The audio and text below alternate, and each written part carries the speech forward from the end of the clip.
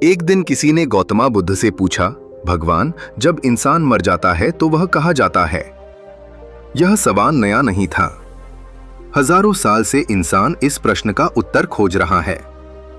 हर किसी के मन में कभी न कभी यह विचार आता है कि जब यह शरीर खत्म हो जाएगा तो उसके बाद क्या होगा?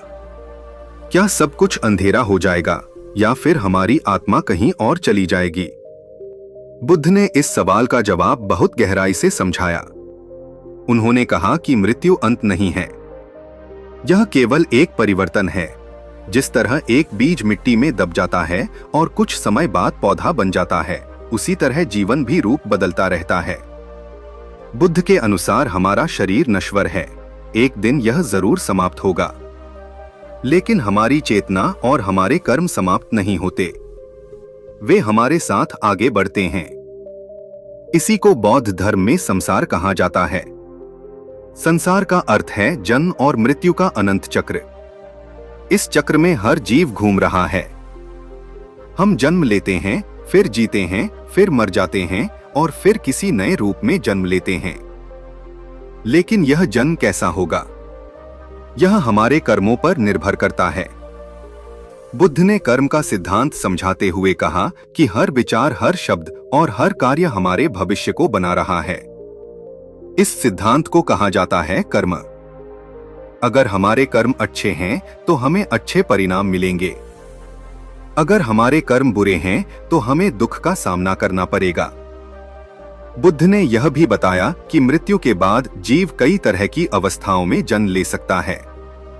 कभी वह मनुष्य बन सकता है, कभी देवता और कभी ऐसे लोकों में भी जन्म ले सकता है जहां बहुत पीड़ा होती है। लेकिन इन सब का कारण एक ही है, हमारी इच्छाएं। जब तक इंसान के अंदर इच्छाएं हैं, तब तक वह इस संसार के चक्र में घूमता रहेगा। हम हमेशा कुछ न कुछ चाहते रहते हैं, धन, सुख, सम्मान, शक्ति और कभी कभी बदला भी। यही इच्छाएं हमारे मन को बांध देती हैं। और जब मृत्यु आती है तो ये इच्छाएं खत्म नहीं होती, वे हमें फिर से जन्म लेने के लिए मजबूर करती हैं। बुद्ध ने इसे समझाने के लिए एक सुंदर उदाहरण दिया। उन्होंने कहा, कल्पना करो कि एक दीपक जल रहा है। अगर उस दीपक से दूसरे दीपक को जलाया जाए तो क्या दोनों की लौ एक ही है? नहीं, लेकिन फिर भी एक लौ से दूसरी लौ पैदा हुई है। इसी तरह नया जीवन पुराने जीवन से जुड़ा होता है, लेकिन वह बिल्कुल वही नहीं होता। यही पुनर्जन्म का रहस्य है। बुद्ध ने यह भी कहा कि जीवन का सबसे बड़ा लक्ष्य केवल जन्म लेना और मरना नहीं है। अगर इंसान चाहे तो वह इस चक्र से मुक्त हो सकता है। इस मुक्ति को कहा जाता है निर्वाण। निर्वाण का अर्थ है पूर्ण शांति। यह वह अवस्था है जहां न कोई दुख होता है, न कोई डर और न ही कोई जन्म मृत्यु का चक्र। जब कोई व्यक्ति निर्वाण प्राप्त कर लेता है तो उसे फिर कभी जन्म नहीं लेना पड़ता। बुद्ध ने अपने जीवन में यही मार्ग सिखाया। उन्होंने कहा कि अगर इंसान अपने मन को समझ ले और अपने अंदर की लालच, क्रोध और अज्ञान को खत्म कर दे तो वह दुख से मुक्त हो सकता है। बुद्ध की शिक्षा का सबसे सुंदर पहलू यह है कि उन्होंने कभी किसी को अंधविश्वास में विश्वास करने के लिए मजबूर नहीं किया। उन्होंने कहा, सत्य को खुद समझो। उन्होंने लोगों को ध्यान करने की सलाह दी। ध्यान के माध्यम से इंसान अपने मन को देख सकता है। वह समझ सकता है कि उसके अंदर कितनी इच्छाएं हैं और कितनी बेचैनी।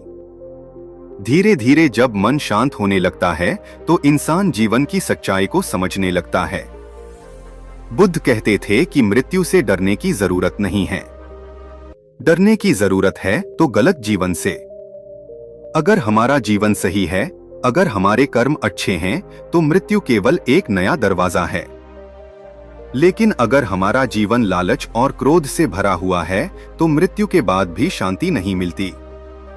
इसलिए बुद्ध ने कहा कि सबसे महत्वपूर्ण बात यह नहीं है कि मृत्यु के बाद क्या होगा। सबसे महत्वपूर्ण बात यह है कि हम अभी कैसे जी रहे हैं। हर दिन, हर पल हम अपने भविष्य को बना रहे हैं। हमारे छोटे छोटे कर्म भी बहुत बड़े परिणाम ला सकते हैं। अगर हम किसी की मदद करते हैं तो वह करुणा हमारे अंदर बढ़ती है। अगर हम किसी को दुख देते हैं तो वह दुख भी हमारे जीवन में वापस आता है। यही कर्म का नियम है। बुद्ध ने यह भी कहा कि जीवन बहुत छोटा है, किसी को नहीं पता कि मृत्यु कब आएगी। इसलिए हर दिन को जागरूकता के साथ जीना चाहिए। जब हम सचेत होकर जीते हैं तो हमारा मन धीरे धीरे शांत होने लगता है और यही शांति हमें उस रास्ते पर ले जाती है जहां से जन्म और मृत्यु का चक्र समाप्त हो जाता है।